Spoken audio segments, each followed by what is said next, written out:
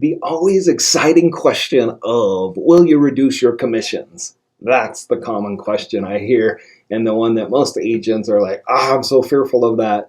I'm not. Bring it on. I'm confident in my abilities to negotiate that out. So stay tuned. I'm going to teach you a little bit about what my techniques are.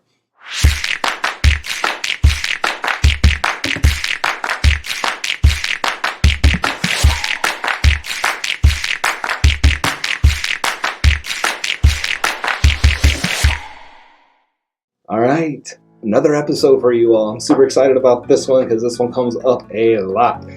Before we get started, hey, here's my Calendly link if you want to talk about these negotiating commissions, techniques, you want to talk about anything real estate related. I spend quite a bit of my days in the evenings just chatting with awesome real estate agents or those that want to get into the business. So feel free to reach out to me in any way that you desire. I'm always happy to talk and communicate about anything real estate.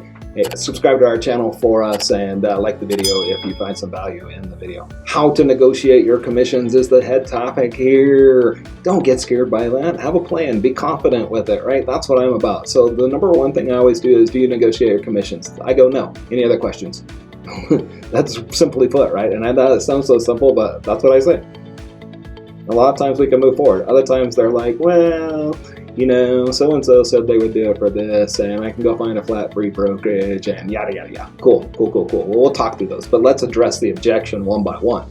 What's important to you about that, right? That's a question that I ask. Well, we want to save as much money as we can because we got to buy another house. As I understand that, so let's isolate that objection.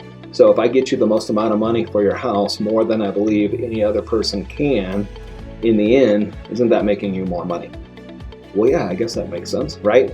Well, but we still want to save money on the front end, right? And I just keep asking them what's important about that and tell me why that's a concern of theirs.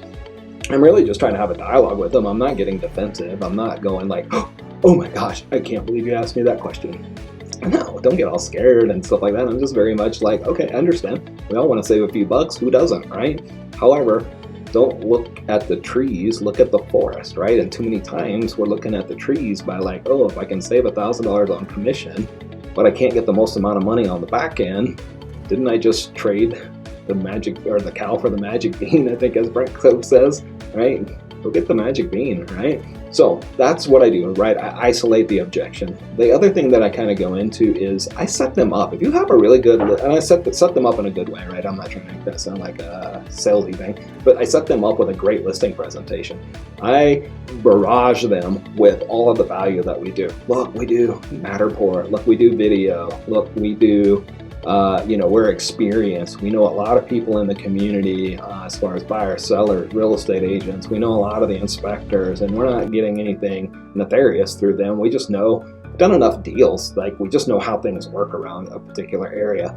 That's worth its weight in gold versus a new agent who walks in and is like, I don't even know anybody. I don't know how to do any of this, right? So point being is, I always tell them, if you want a new agent and you want a flat free brokerage, you can do that, but you're going to not get the same level of service, and you may not get the same level of results as a full-time person would, right? It's kind of like the opposition is, hey, a couple things. Like, if I don't negotiate my commissions and my salary, how do you think I'm going to negotiate your deal? I don't personally use that one, but I've heard that one used before. There's other ones like, hey, what if your boss asked you to take a pay cut for your job to do the same amount of work? Would you do that? Well, no, I wouldn't. Again, another one you can use. I don't necessarily use it because I feel like I set up enough value stack in the beginning of everything that we do that differentiates us from everybody else, that it's true and it's a wow factor. I've seen Ben Kinney do one where there's like, you take out the $3 bills, right? Dollar bill is like, hey, this is 3%, or maybe it takes out $6 bills. 3 goes to the buyer's agent, right? Here's my 3. 1 goes to Uncle Sam, 1 goes to my company, and 1 goes to me, right? And then out of mine is also the marketing dollars. So if somebody's reducing their commissions, how are they going to pay themselves and the marketing dollars, right? So there's a couple different slick ways you can do that, and I say slick in a good way. You just paint the picture, right? For me though, I'm more of a business guy, and I don't do a lot of the fluff stuff. I'm just very much like, it's a business conversation, right? Hey, I'm providing this value to you. It costs me quite a bit of money to do that. I do have other expenses in the business that this is all part of the charge. McDonald's doesn't charge $2.99 for a straight profit on the burger. Some of their profit goes to paying employees. Some of that profit goes, it's not even profit, some of that cost or revenue goes to paying employees, paying for benefits, paying for the buildings.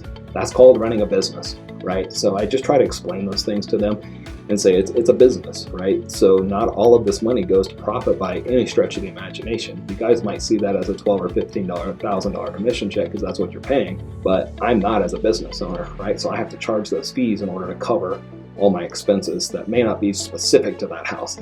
But I try not to get too far down in the weeds and all that, because all that does is ask more questions, more questions, more questions, more questions, more questions. So anyways, to me, it's about value. It's about really understanding their motivation and tying back to that motivation. For example, hey, we've got to move out of here in the next 45 days. And we're like, cool, you're going to roll the dice on a lower cost solution, or are you going to get with a more solid, experienced agent that's going to help you through that process and more than likely give you a better opportunity to meet those goals of what you're desiring to accomplish. All right, that wraps up another episode of Real Estate Fanatics today. So hit us on our Calendly link down below, subscribe to our channel, like our videos, and put some comments down below, and we'll be happy to engage with you. Thanks.